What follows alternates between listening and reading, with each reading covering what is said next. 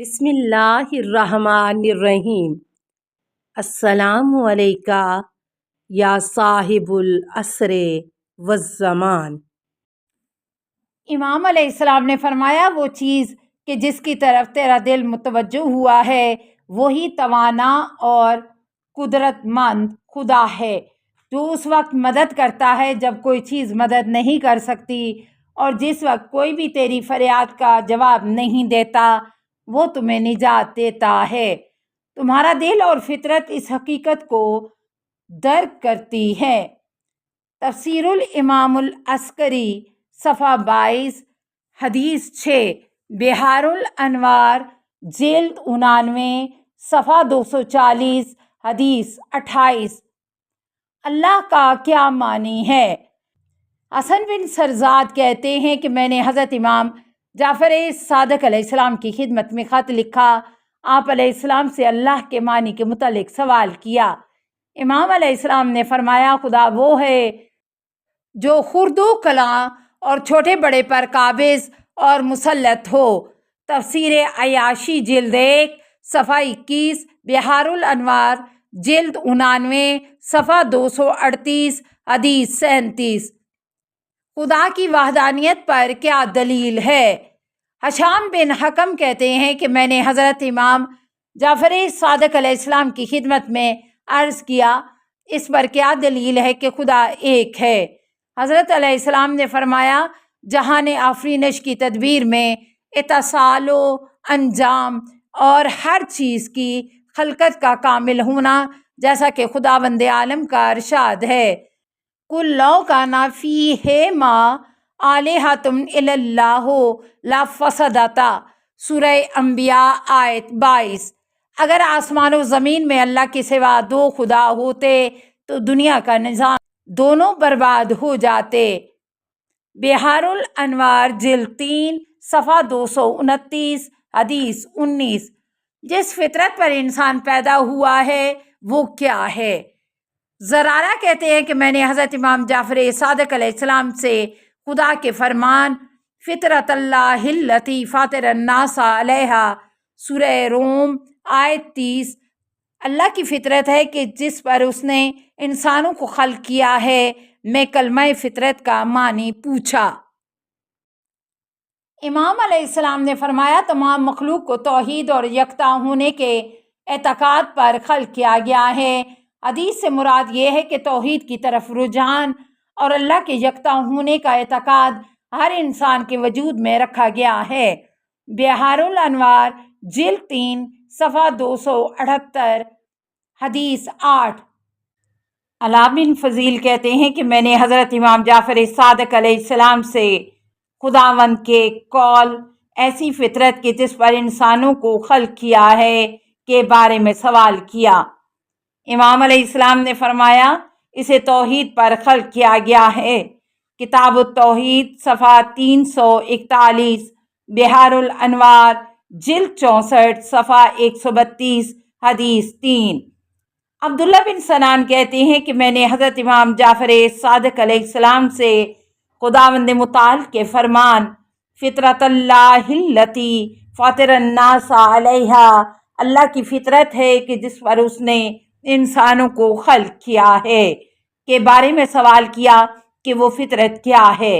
امام علیہ السلام نے فرمایا وہ اسلام ہے کہ جس پر خدا نے انسانوں کو خلق کیا ہے اس وقت کے جب ان سے اپنی توحید پر عہد و پیمان لیا تھا۔ اصول کافی 2 صفحہ 12، بحار الانوار جلد 62 صفحہ 135 حدیث 6۔ کیا خداوند عالم دنیا کو مرغی کے انڈے میں سمو سکتا ہے؟ عبداللہ ویسانی نے ہشام سے پوچھا تمہارا پروردگار ہے؟ اس نے کہا ہاں۔ اس نے پوچھا وہ توانا و قادر ہے؟ اس نے جواب دیا ہاں، قادر بھی ہے اور قاہر بھی ہے۔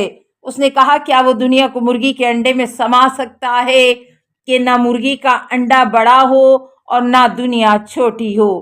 ہشام نے کہا کچھ مہلت دو۔ دیسانی نے کہا میں تمہیں 1 سال کا وقت دیتا ہوں، اور وہ باہر نکل گیا۔ ہشام گھوڑے پر سوار ہوا، इमाम जाफर सादिक अलैहिस्सलाम की खिदमत में पहुंचा और इजाज़त तलब की।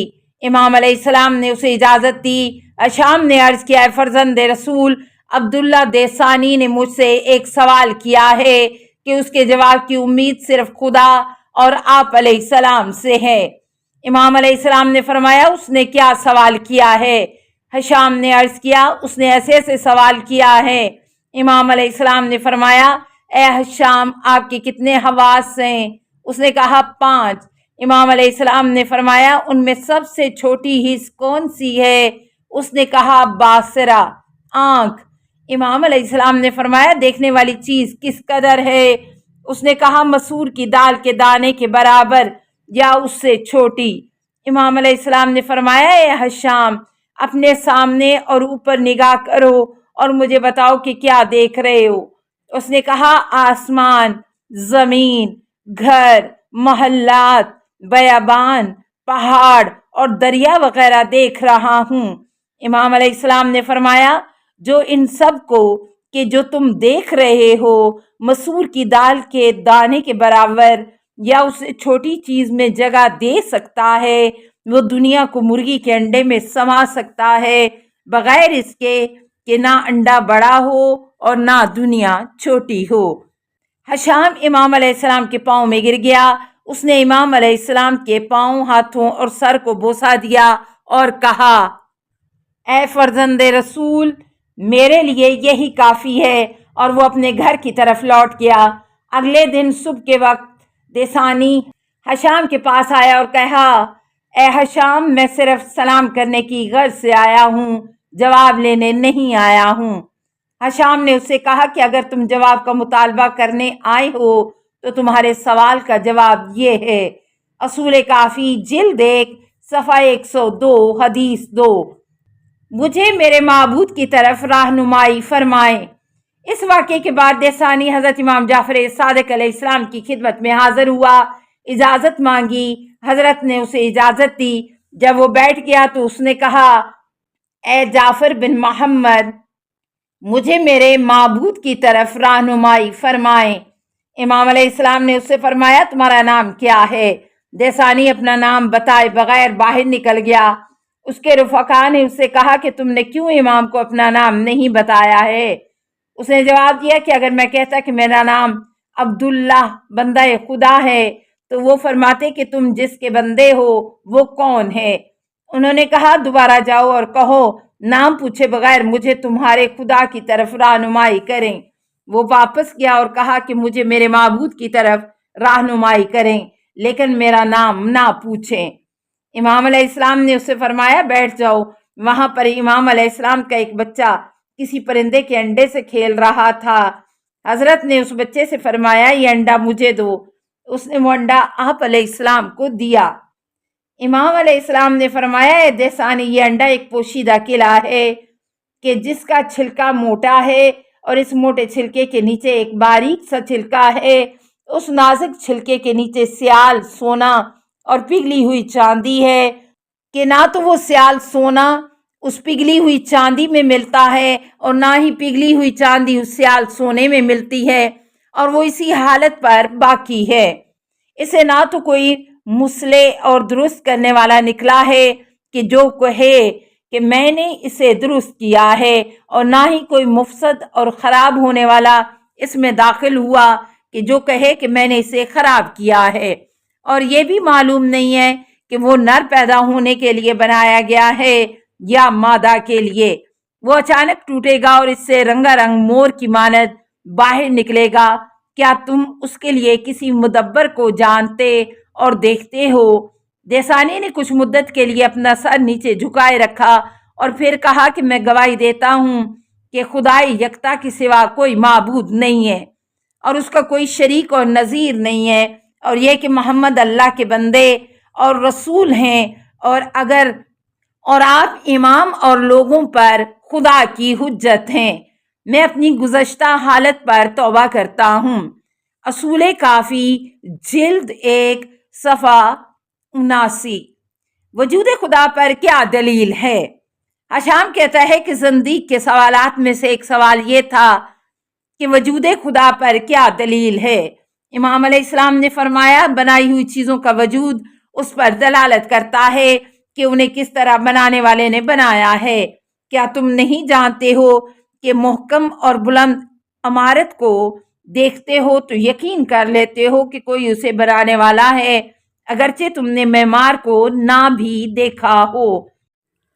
السلام علیکہ یا صاحب العصر والزمان، الامان الامان الامان من فتن الزمان، السلام علیکہ یا خلیفۃ الرحمن، السلام علیکہ یا امام الانس والجان، السلام علیکہ یا مظہر الایمان، السلام علیکہ یا شریک القرآن، السلام علیکہ یا قاطع البرہان، السلام علیکہ یا امام زماننا ھذا اجل اللہ فرجک وسہل اللہ مخرجک وظہورک، السلام علیکہ ورحمۃ اللہ۔ اللہم صلی علی محمد و آل محمد۔